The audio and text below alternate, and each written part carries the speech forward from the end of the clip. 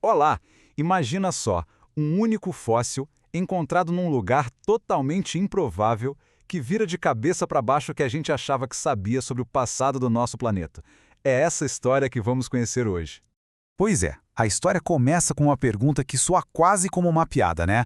Um rinoceronte no Ártico? O que um animal que a gente associa logo às savanas quentes da África estaria fazendo num dos lugares mais frios da Terra? Por mais maluco que pareça, a resposta para isso existe, e ela está num fóssil notável que foi descoberto lá no Ártico canadense.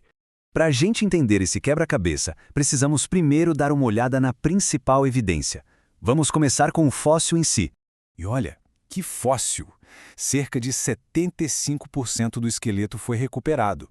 Para um animal que viveu há milhões de anos, encontrar um esqueleto tão completo assim é de uma sorte incrível, é raríssimo.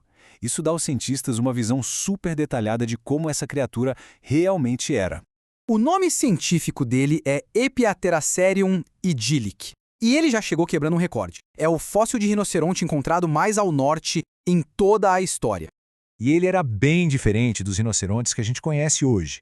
Ao contrário dos parentes modernos, que são enormes e têm chifres bem visíveis, esse ancestral do Ártico era menorzinho e não tinha chifre. Isso já nos mostra que a família dos rinocerontes já foi muito mais diversa do que é hoje. Isso nos leva direto para a segunda parte da nossa história. E claro, para um paradoxo climático bem evidente.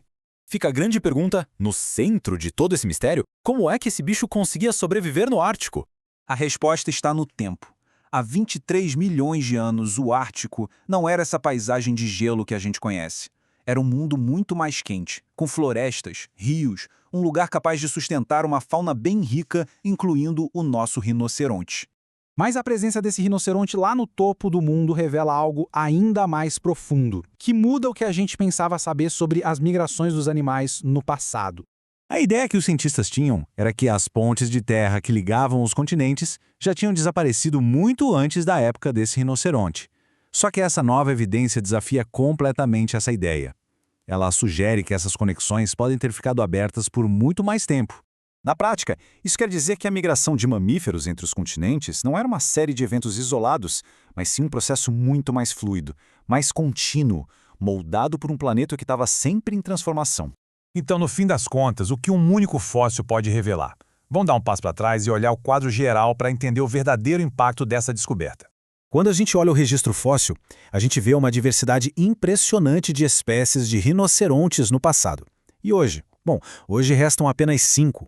É um lembrete muito poderoso da enorme biodiversidade que o nosso planeta já perdeu ao longo de milhões de anos. Como disse um pesquisador, o Ártico funciona como uma espécie de arquivo natural da evolução. Apesar de hoje ser congelada, essa região já abrigou ecossistemas riquíssimos. E os fósseis de lá guardam segredos essenciais para a gente entender a história da vida na Terra. Então, para a gente amarrar tudo que vimos, um único fóssil pode sim reescrever a ciência. O nosso planeta está sempre mudando. O passado era muito mais rico em diversidade do que o presente. E o Ártico é uma peça-chave para desvendar essa história toda. E tudo isso nos deixa com uma pergunta final muito instigante.